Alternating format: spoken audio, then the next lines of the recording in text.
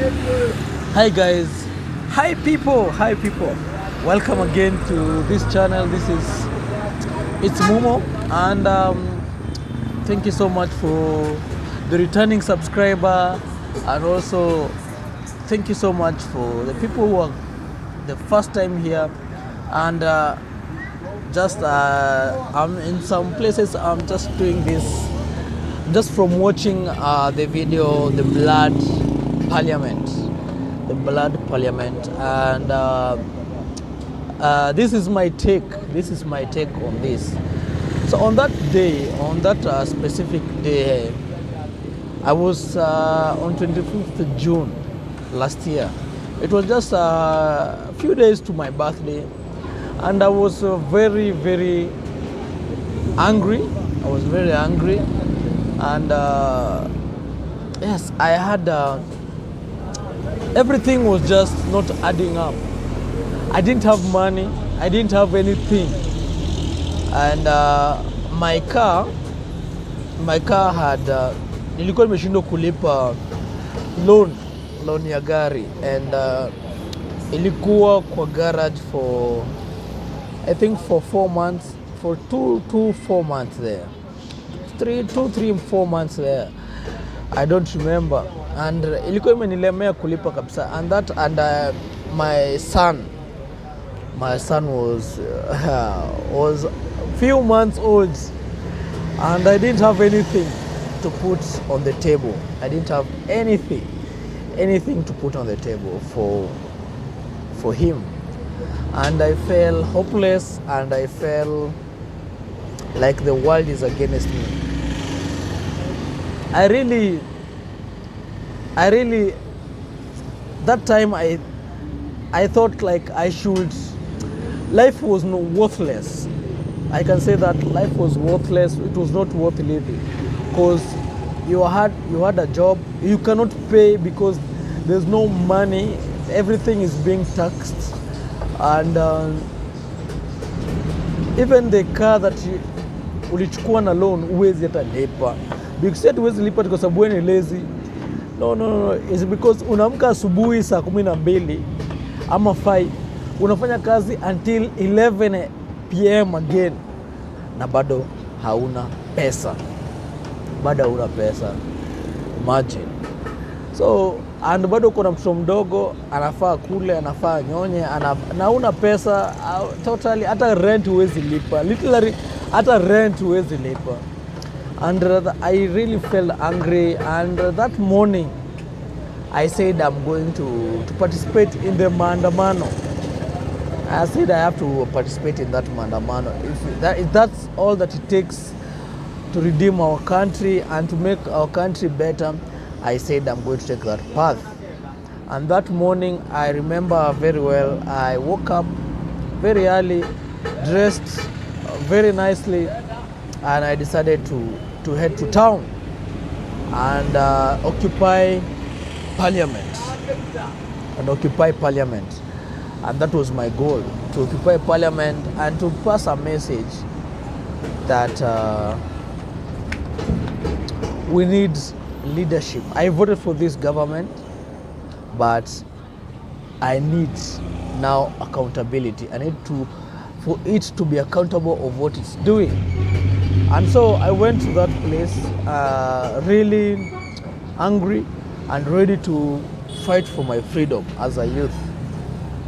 And the first place, because as you told me before, as I've told you before, I lived in Waithaka, a place in Kikuyu Road. It's just past Kawangware, and I took a matatu. I said I'm going to go with matatu. I didn't have even a motorbike.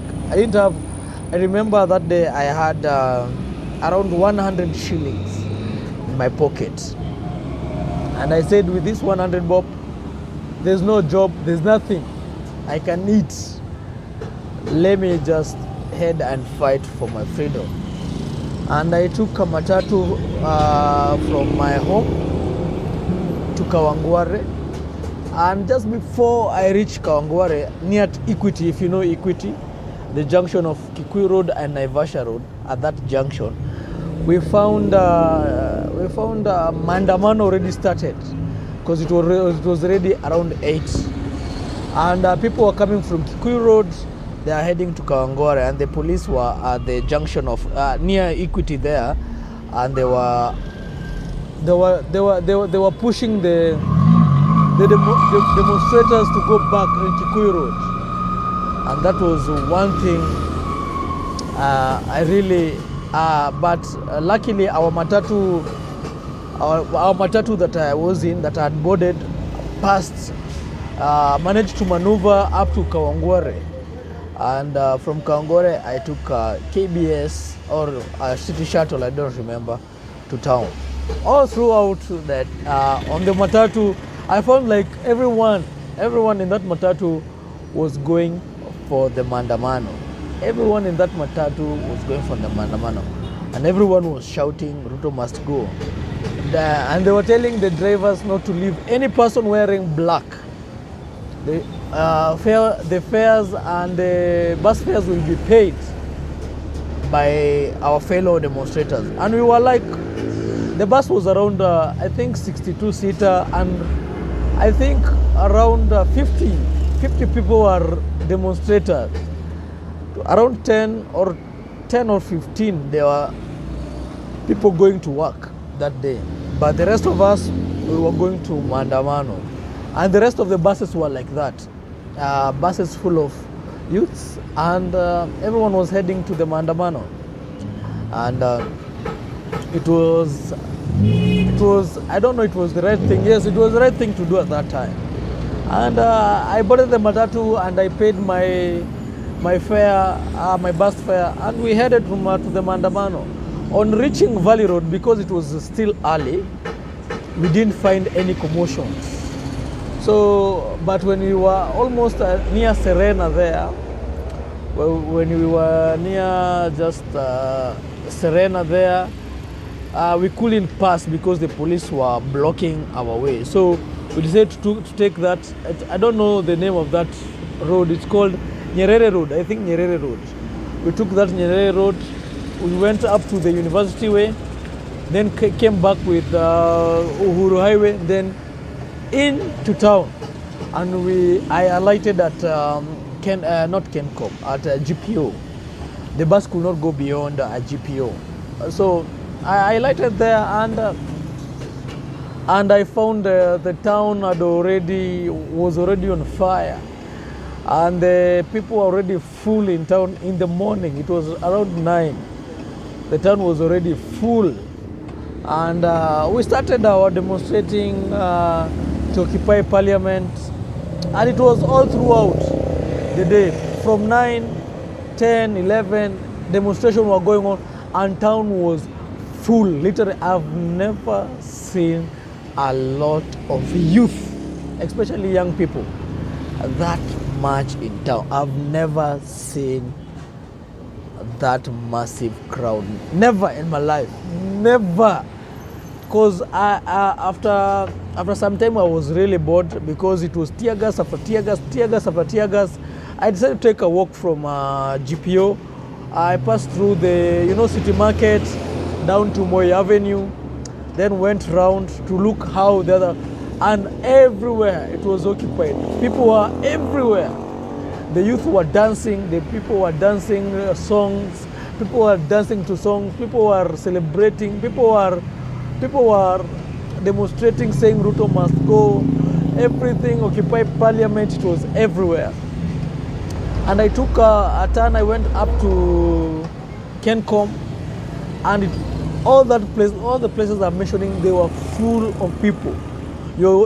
I just needed to go around I just went, nilikuwa napitia katikati ya watu, sema hivyo, nilikuwa napitia katikati ya watu all throughout, all throughout up to that place. It was called Kencom. Yes. When I reached Kencom, I came up to near City Hall, and I found even the police there, they were blocking people. You couldn't go beyond that point. So I decided, if this is Mandamano is on this also, this other side, let me just go back the same way route I came through. So I went back all through, And it was around that time, it was around 2 p.m. Around 2 p.m. And I said, I was really tired. I had not eaten lunch. I had not eaten anything. It was since in the morning I was just shouting, being tear gassed, being poured that water all through the day. I also have the videos of that day. So I said, from the city hall, let me go back the same way. That's from City Hall to I passed through the Hilton part. Then went to where? Went to the Hilton part. Went to Kimathi Street. Then Kimathi Street went back to the Kenyatta Avenue. That's where now I joined the rest. But funny enough, when I reached at GPO this time, I find that like the youth had already pushed the police up to Cardinal Otunga, that plaza. And I was like, what? These guys have gone. These guys are going really fast. So I rushed to be the first one. So nikakimbia niende nikuwe mtu wa kwanza. So when nilifika hapo Cardinal Otunga nikapata I'm among the first people. So I retreated back a little bit and waited for more people so that we could go together.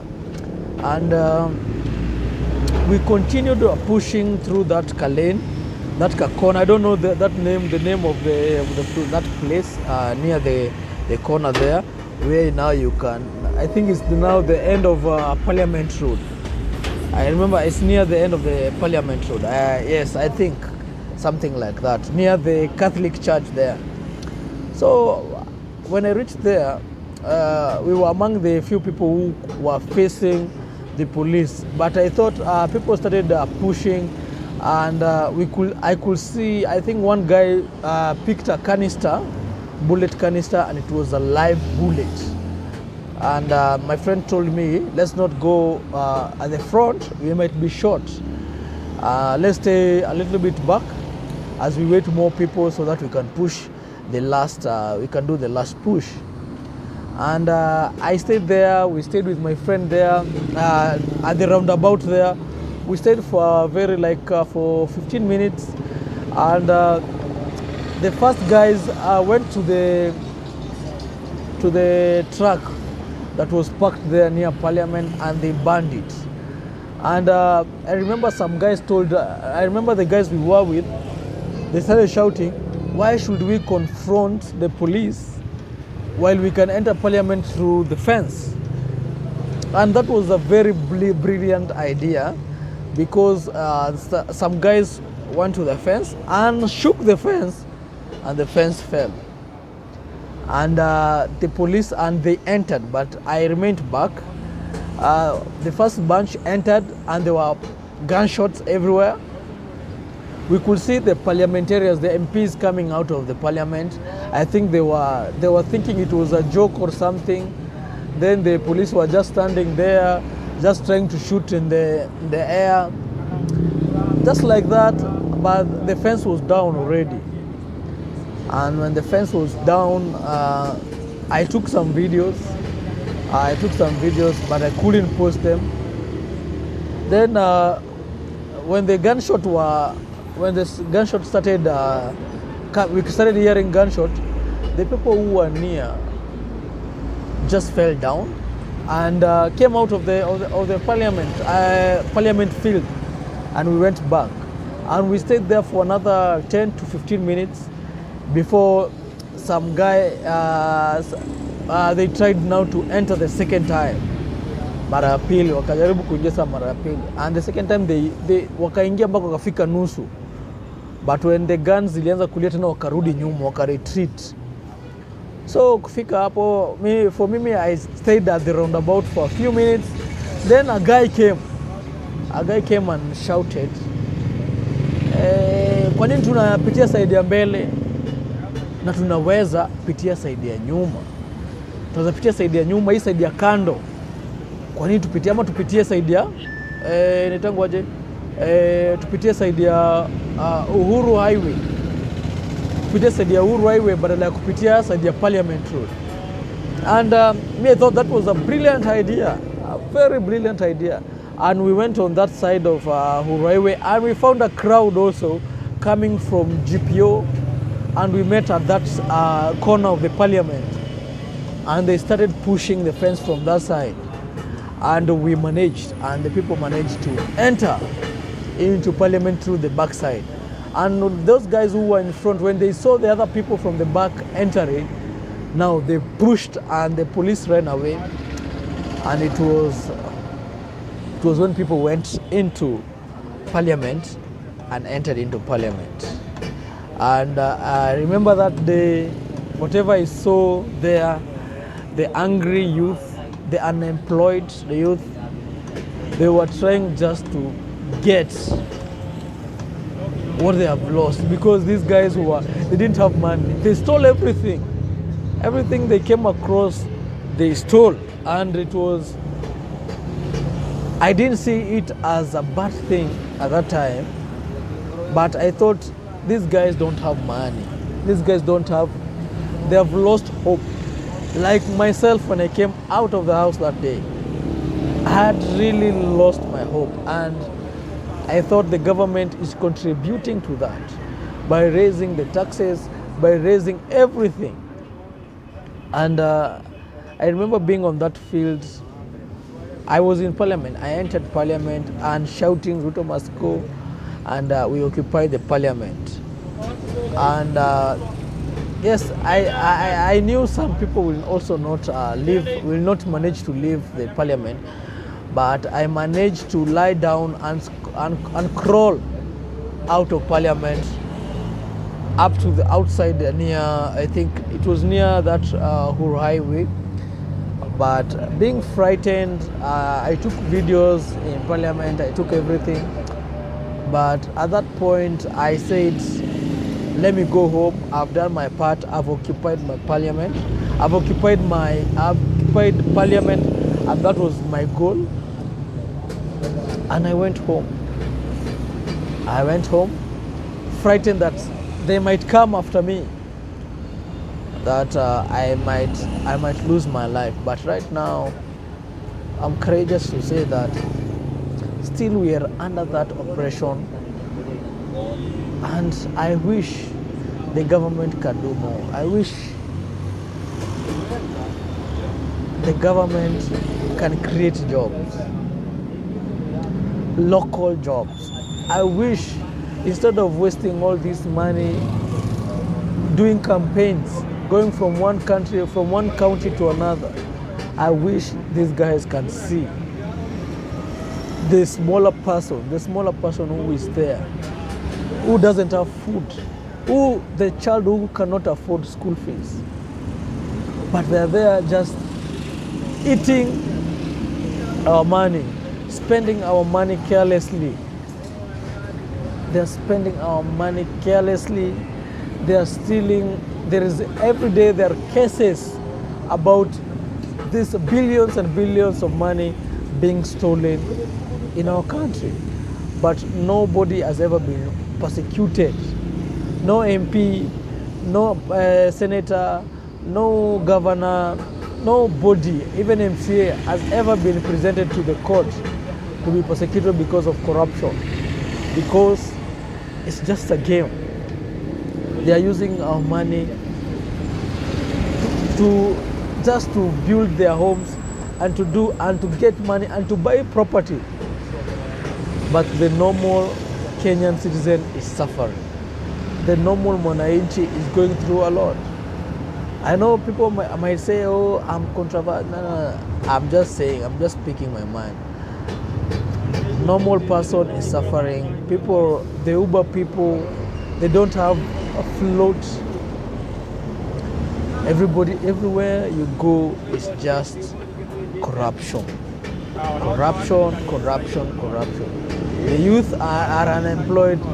They end up stealing. Stealing from people, normal people there. At the village, Kawangware, you cannot even walk free. I can't blame them, although they have chosen their path, to steal and to steal from people. But also I cannot, some of them are just desperate. They have gone to school because we're in school, we are being told to go to school and we'll get jobs. And most of them have gone to school. Most of us have gone to school. You've looked for that opportunity to get employed, but you cannot find in this country. Everybody, even the business. You open a small business and the amount of money you're being asked to register for the business is just insane. The documents you need to register just a kiosk is just insane.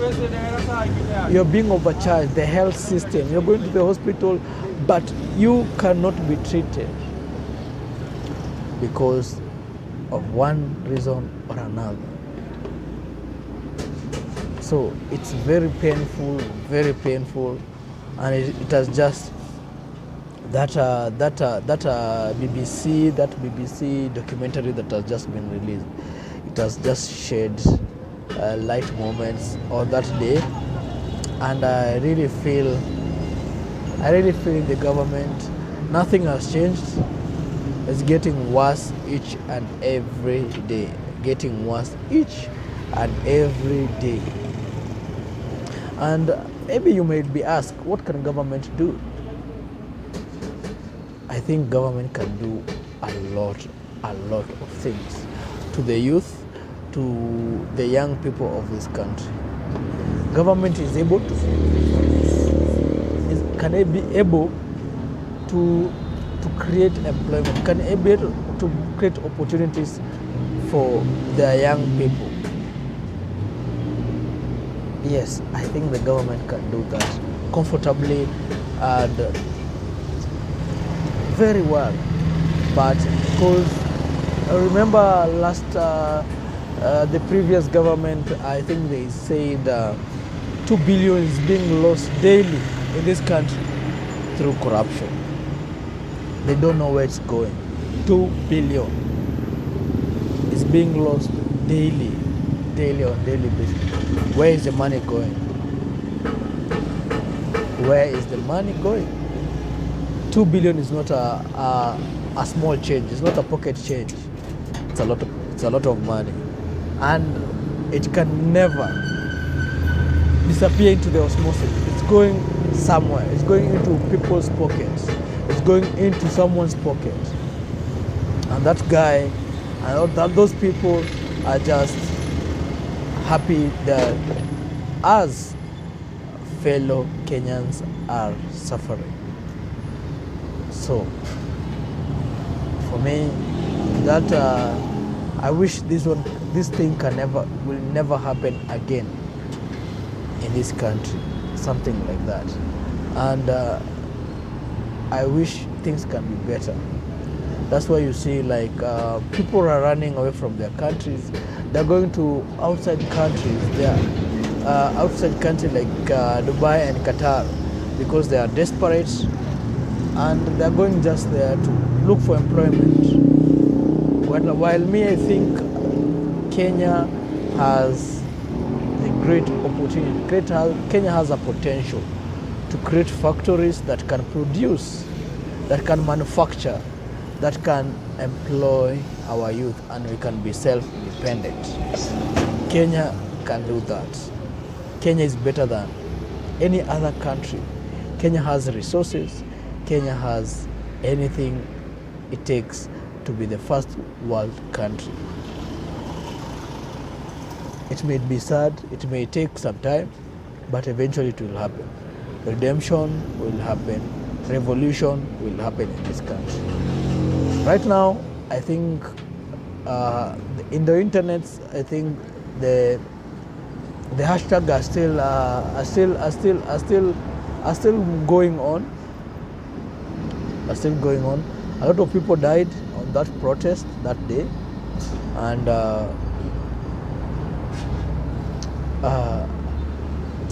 I can't blame them. And I wish there was other better way to solve. But sometimes the only way is this way. So eventually, freedom will come, and we'll have a better Kenya. We'll have a better, a peaceful, and a corruption-free country. In the future. Thank you so much for watching this. It's Momo, and see you in the next episode. Bye.